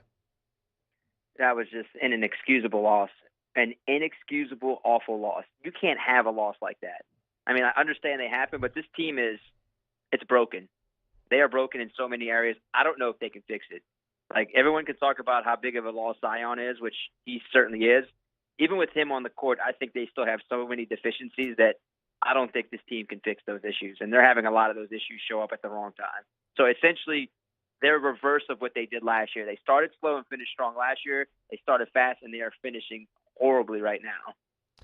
Is there something you can point to, maybe statistically, personnel-wise? What was so good in December that stinks right now? It's Zion. Zion was playing, and yep. I understand that he helps with spacing. And look, man, C.J. McCollum against the 76ers in December, he had that amazing night where he broke the franchise record for most threes in a game. And ever since then, he's hurt. He's got a bad thumb. It's just this team can't shoot threes. I mean, they went 6 of 27 last night. That's 22%. You're not winning any games whenever you're shooting that low of percentage from outside. This team can't make shots. Their half-court offense, once again, I told you last week, it's not great. I mean, you're getting into your offense with 10 seconds left on the shot clock, just doesn't get it done. They are not doing things. They're not doing the basic things the right way, Hunt, and they're not giving that much effort from start to finish. I feel like the first quarter, once again, 36-25. They are having issues out of the gate, and they're digging themselves out of a hole every single game. Sometimes they just don't come back. And in this 4-game losing streak, you've seen it a lot, and it's just been awful first quarters. Has Willie Green been one of those guys who addresses issues in press conferences or speaks kind of in generalities? I don't think either one's right or wrong, but we know that some coaches are more direct than others. No, he really is genuinely a good guy. He's a good person.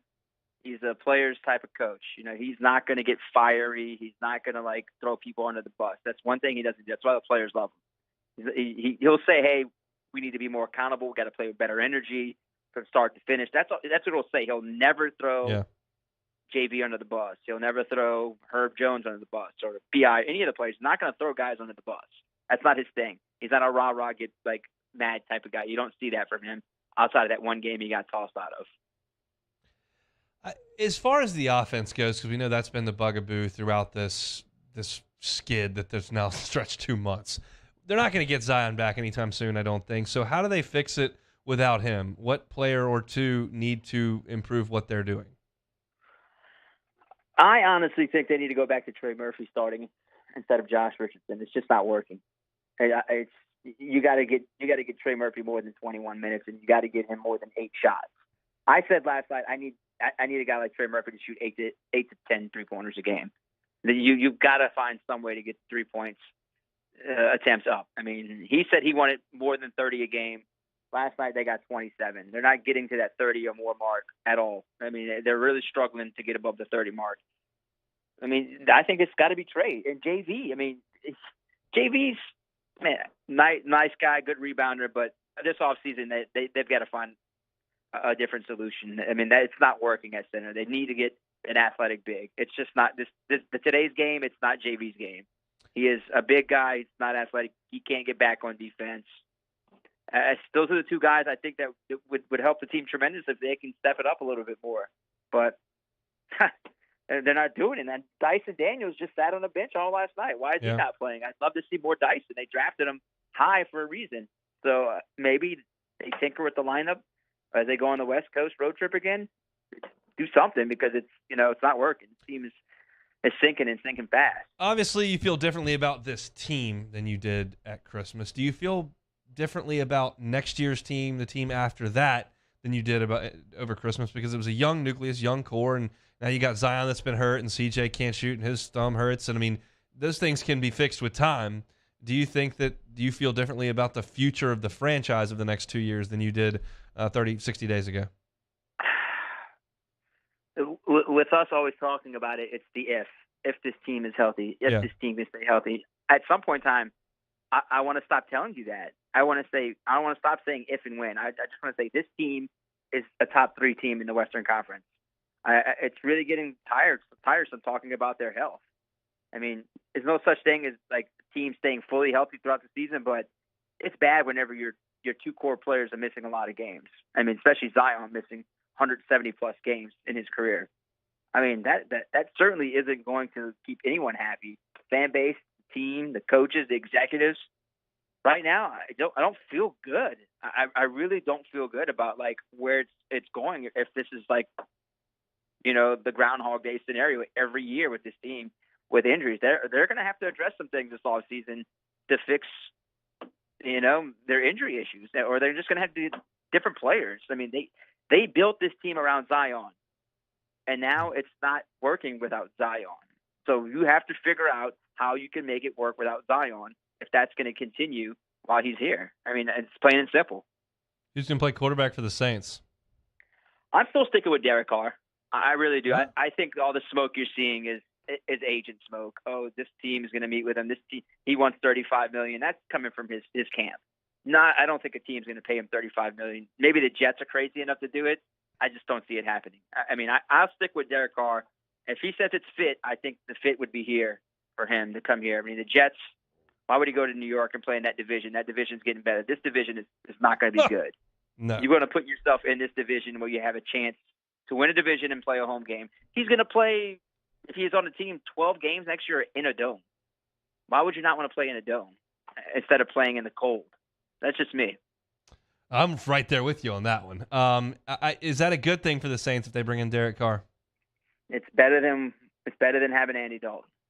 Yes, I mean it's way more improved than Andy Dalton. I think he. Do you consider the salary cap at all in that answer?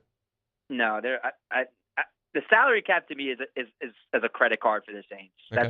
That's the way I look at it. They're going to keep kicking the can down the road. They're never going to hit a hard reset. I told you this many times. Yeah. You can never come back from that. Some teams never come back.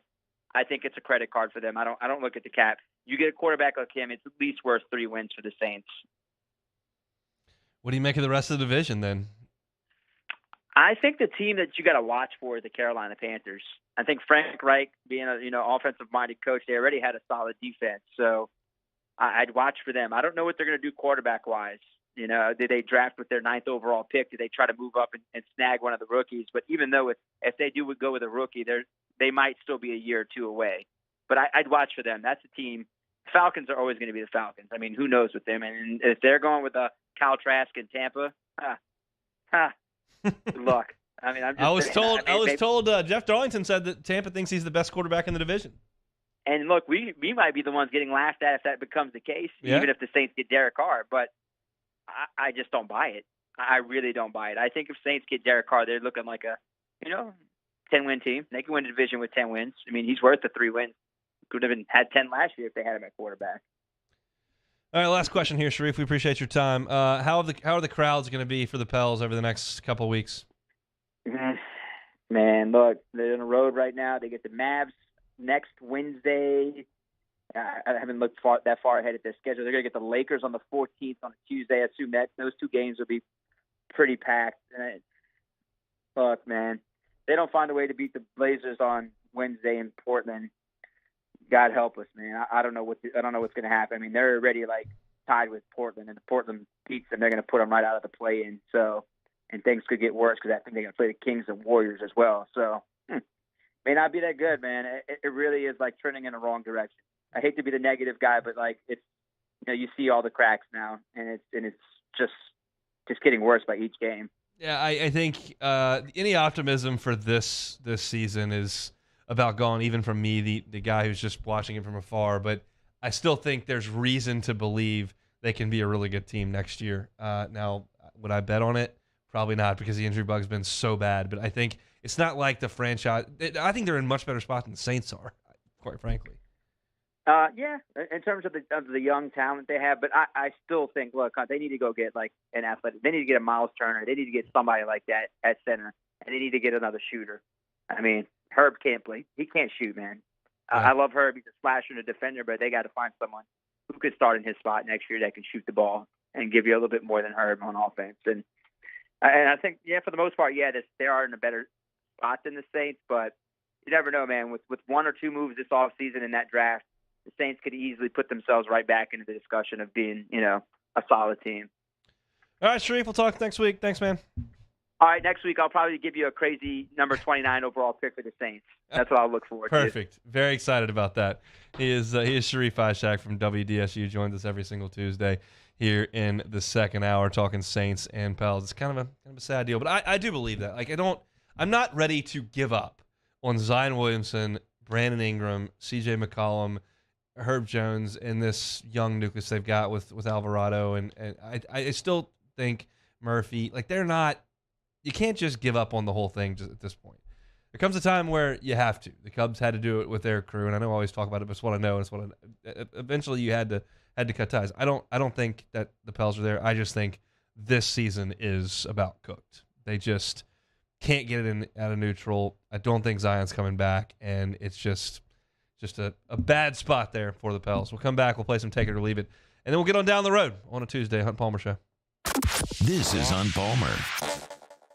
Our listeners fire off their opinions on the jimsfirearms.net hotline at 499-1045. Keep listening for your next chance to shoot us your thoughts with the jimsfirearms.net hotline on 1045 ESPN Baton Rouge.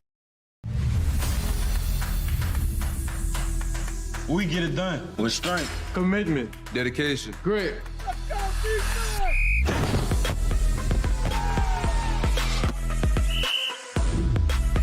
We get it done with passion for our fans and love for our community. We are the Tigers. Get it done. Let the values of the purple and gold be in your starting lineup this season. And as always, get it done. Women who suffer from cardiac arrest outside of a hospital are less likely than men to receive life-saving CPR from bystanders.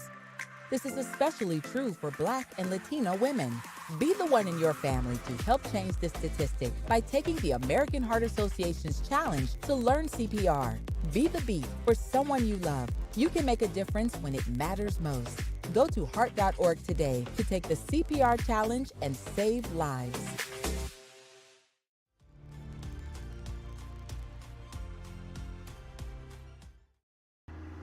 I had to leave my parents. I had to move schools. I don't know anyone here. Everything keeps changing. Why is this happening to me? I'm sure glad you're here. Change a child's story. There's a child in foster care waiting for a volunteer like you.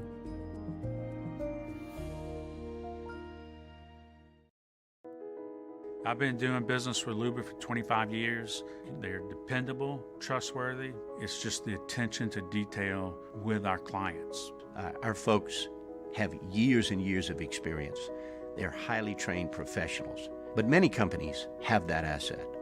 What I'd like to think makes Luba a bit different is that we use those talents in a way that truly is dedicated to serving the needs of the folks who depend on us. Hi, I'm Brandon Landry, founder and CEO of Walker. Hi, my name is Dr. Craig Green. This is Ryan Terrio with HUDCORoofing.com. Hey, it's Matt Moscona. No matter how big your commercial roofing job, HUDCO can help. My patients come to me because they trust that I can get the job done at a high level. Ryan Terrio and Richard Tilley have the same level of trust when it comes to roofing. If you have a roofing issue, call HUDCO Roofing. Give us a call, 364-1007, and we'll come to your house and give you a free inspection. Moon Griffon is back. The voice of Louisiana politics makes his return to Baton Rouge. Catch the Moon Griffon Show weekdays from 9 to 11 a.m. on Talk 107.3. All right, let's say ah. Where'd my spotlight go? Super weird, but we can take care of it. Get in and get better at Patient Plus.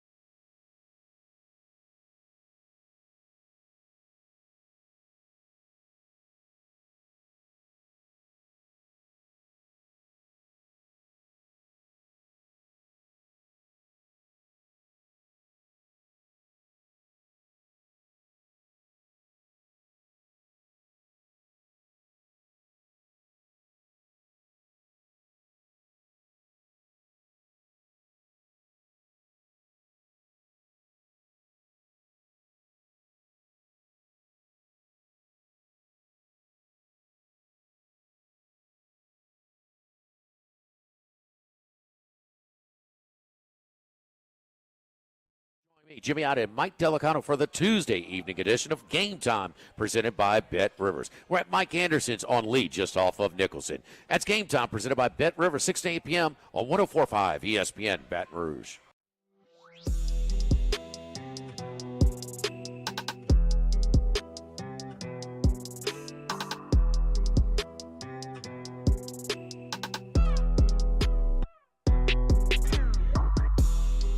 You're listening to Hunt Palmer on 104.5 ESPN Baton Rouge.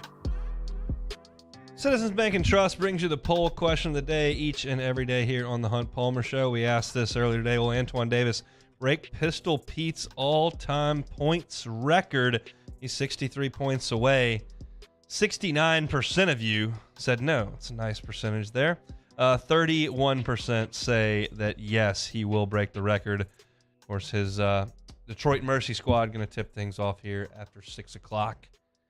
We'll see. If we can play 2 games, he's got a real chance to get there. All right, tonight it'll be Texas and LSU from Dish Falk over in Austin. 6:30 first pitch. Longhorn Network will be watching it over at Pluckers. Come on by. If you want to play some sports trivia or just watch some baseball, it'll be a great place to catch the ball game. We'll recap the whole thing tomorrow. We'll also get you ready for LSU in Missouri for senior night in the PMAC tomorrow. We'll have Chris Demouy on tomorrow, talking baseball with a former Tiger southpaw. It'll be a What If Wednesday as well, so very much looking forward to that. But we can't finish up a Tuesday without some Take It or Leave It. Yeah, let's do it. The Barstool Show Pick Central debated yesterday whether or not the best XFL team could beat the 2022 Georgia Bulldogs. Take it or leave it. That's interesting. The XFL's got some aging players that are trying to get back in the NFL, and then some younger players that maybe haven't gotten a shot. Georgia's got probably 10 or 12 guys on a given team that'll be in the NFL the next year. and more down the line that will be. What do you figure? They've probably got 20, 25 surefire NFL guys on their roster at a given time. That feels to me better than the XFL team. I mean, certainly you got guys like Jalen Carter, and those guys are a notch above anybody who's playing in the XFL for sure. I would lean Georgia there. I could be swayed another way, but I'm going to lean Georgia on that one. I don't think it's a slam dunk either way. I think when you have those discussions, well, how would 2019 LSU do against the Cleveland Browns? They went 1-15. The Browns would crush them. That's how that would go. They would crush LSU. This one is a little closer to me. I would take Georgia, but I wouldn't feel super awesome. How do you feel about that one, Taylor? Yeah, I'm probably with you. At first, I was like, no, these guys are professional athletes. But like you said, I mean, a lot of them are aging. They've had injuries. They're trying to get back in the game. Or just didn't make the team, got cut. Yeah, I'm probably taking Georgia because, like you said, half their team typically is going to make it. I mean, they're that talented. Yeah, I'm taking Georgia. South Carolina's Aaliyah Boston was named SEC Player of the Year. Angel Reese got snubbed. Take it or leave it. You know, I'll take it. I don't even think that's a huge homer take. Clearly, I want LSU to beat South Carolina, but my passion doesn't just bubble over for LSU women's basketball like it would for baseball or LSU men's basketball or football. It's just the way I'm wired. I think that the women have had an unbelievable season. They've lost one game, and Aaliyah Boston is the best player on the best team. Statistically, Angel Reese blows Aaliyah Boston out of the water. Now, the schedule was easier. We got it, and they played each other, and Angel Reese got in foul trouble in that game and didn't have a huge stat line in that game. But I think what Angel Reese did on her team to post the record they did, do what she did statistically, as opposed to Aaliyah Boston, who didn't play as many minutes and didn't have the statistics and was just the best player on the best team, I think a strong case can be made for Angel Reese. I saw Matthew Bruni from On3 kind of pleading his case on that front on Twitter earlier, and I tend to think there's reason to it doesn't have to be the best player on the best team. It can be the most valuable player, the person that puts up the best statistics. I think there's a real case that can be made for Angel Reese there. LeBron James may miss the rest of the season with a foot injury. The Lakers will fall out of the play-in. Take it or leave it. I'll leave it. They made some moves, and they've got some other players now. You drop AD because he goes on one of his 3-week hiatuses where he doesn't play. That changes the calculus a little bit on this whole thing. But right now, I think they've got enough. They've brought in enough at the trade deadline. They're not going to be the threat that they would be to the entire Western Conference that they may have been with LeBron if he's not back. Now, if he is, then it changes things a little bit again. But if he doesn't play again, I think that you may see the Lakers kind of middling right where they are. And if you're a Pelicans fan, you certainly hope they fall right on out. But I would kind of doubt that, so I'll leave it. All right, last one. The Buccaneers are releasing running back Leonard Fournette, making him a free agent. Leonard to the Big Easy. Take it or leave it. The two reclamation projects of LSU guys this past year didn't go so well, did they? I'll leave this. Jarvis got hurt and wasn't able to contribute much. Tyron was hurt a little bit and just wasn't quite the same impact player that he has been. And Leonard's 28 years old. Last year, his statistics were very, very poor. He played 16 games. He ran for 668 yards. He only averaged 42 a game. But that Bucs offensive line was atrocious. So I'm not ready to say that Leonard Fournette has nothing left in the tank and that he's a 600-yard back at this point. I think he can play in the right system.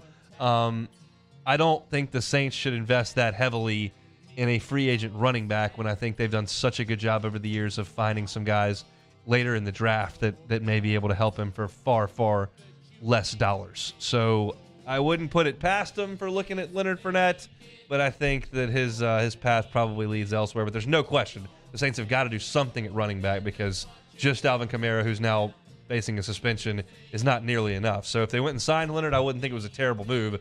I just don't know that I would necessarily bet on that at this point. So that'll do it for Take It or Leave It here on this Tuesday. That'll do it for a Tuesday show here on the Hunt Palmer Show. We open things up talking about the LSU coaching staff shakeups. John Jancic being brought in as an outside linebacker coach. Bob Diaco being brought in as an analyst. We also mentioned Aaron Anderson, Alabama transfer coming in, is going to miss the spring while he got his knee cleaned up. Still dealing with some things with his knee, which It's a little disconcerting, to be quite honest, but we gave you our thoughts on that at the top of the show. Joe Cook from Inside Texas, part of the On3 Network, breaking down the Texas Longhorns or LSU will see tonight at 6:30. Glenn West of Go247 in his usual spot. We talked football, we talked baseball, we talked basketball with Glenn. Great conversation there. And then Pistol Pete's record could be on the verge of being broken over the next 48 hours. I gave you my thoughts on that at 1:45. SEC Hoops, got you ready for it tonight. Gave you my gambling picks at the top of hour number 2. My preview of LSU in Texas at 2:15, and then Sharif Ishak sobbing over the Saints and the Pels at 2:30 before Take It or Leave It. You can catch all that on demand, 1045ESPN.com's on-demand page, Apple Podcasts, Spotify, Google, YouTube. It is all right there. Excited for tomorrow's show, but first, big one between LSU and Texas and Austin tonight at 6:30. Very, very excited to lock in for that one. Come on out to Pluckers and watch it with us. We're going to have a big old time at the Pluckers on Nicholson. Jimmy Ott's Game Time coming to you 6 to 8 this evening. Matt Moscona is about to drive you home on After Further Review. Have a wonderful Tuesday, everybody. We'll see you tomorrow, same time, same place. It's the Hunt Palmer Show on 1045 ESPN, Baton Rouge.